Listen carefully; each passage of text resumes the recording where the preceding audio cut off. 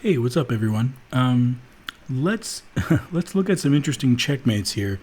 I set up a position that we should all be able to win against the bot. Here is my bot friend. His name is Mikhail Botvinnik. That's a funny joke. There's a famous chess player named Botvinnik, but this is our chess bot. His name is Botvinnik too. Okay, so how do we make a checkmate here? Well, I want to show you guys a couple different checkmates. We're going to look at three.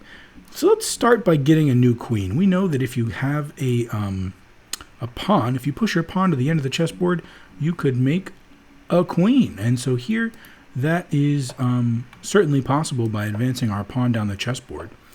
Now I have also a rook, but for now I'm not actually going to use it. I'm just going to advance my pawn until I get a new queen. All right, there goes my pawn. I've reached the end of the chessboard, and now there she is, my new queen. All right, now the first checkmate I want to show you guys is called the monkey bar checkmate, and it looks, well, kind of like the monkey bars. Some chess players also call it a ladder checkmate. Notice how my queen is trapping the king. He's unable to escape to the center E file. Now my rook is going to give check on the F file. So my queen and rook are working together to take all of these squares away. Now, if I want to push black's king towards the edge of the chessboard, which piece should I move over to check him on the G file? Well, if I move the rook, he could just escape back to where he was. So I'm going to keep my rook right here on F7, trapping him on the G file.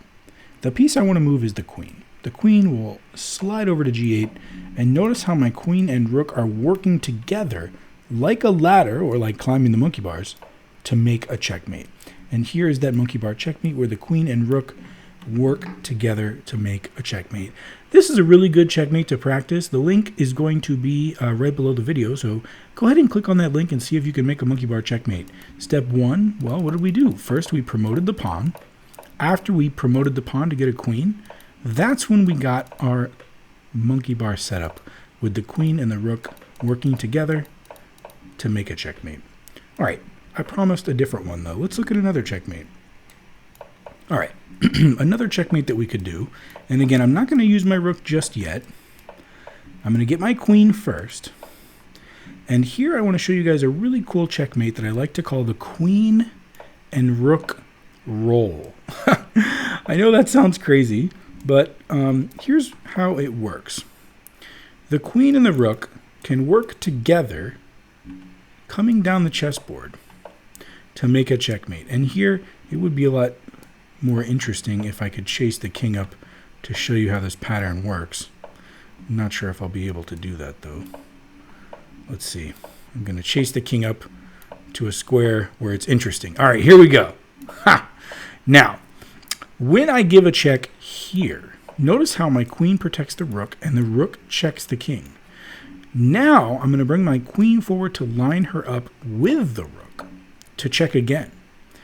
And notice how they're moving together, protecting each other and checking, and there is the checkmate. That's the queen and rook roll pattern. You could see this in a lot of different positions, but check, check, check, and mate. It's a great pattern to know. It comes up in a lot of different positions. All right, but I promised you a third checkmate. So what's the third checkmate? Well, in the third one, we're actually not even going to use the pawn. Let's just use our friend the rook. This one is the most challenging. You guys should definitely try to checkmate with the queen first. If you get those and you think, hey, Mr. K, that was easy, then try this challenging checkmate. Okay, so first I'm going to check with the rook. And just like with the queen, I'm going to make a box around the king and squeeze that box around the king a little bit smaller with each move. So it's getting a little smaller. And here I can't make it smaller because if I did, he would take me. So I move my king. And now I can make it a little smaller. And here I trap him on the edge. All right, so now the box is super duper small. So I'm going to move my king again. And this is kind of an interesting moment. If I checked him here, he would just take my rook. If I checked him here, he would get out of the box and go running away that direction. So I'm actually going to move my king. Now he's in the corner. I have these squares covered by my rook. All I need to do is play that move, and it is check and mate. With just the king and the rook, it's pretty hard to do a checkmate, but this is a great study that you can use to practice. And the nice thing about it is, if you make a mistake, like for instance here, I don't know, what could I do that would be a mistake? If I back it up, if I give away my rook accidentally and let him take it, here, let's say I make a move that lets him take my rook, like this.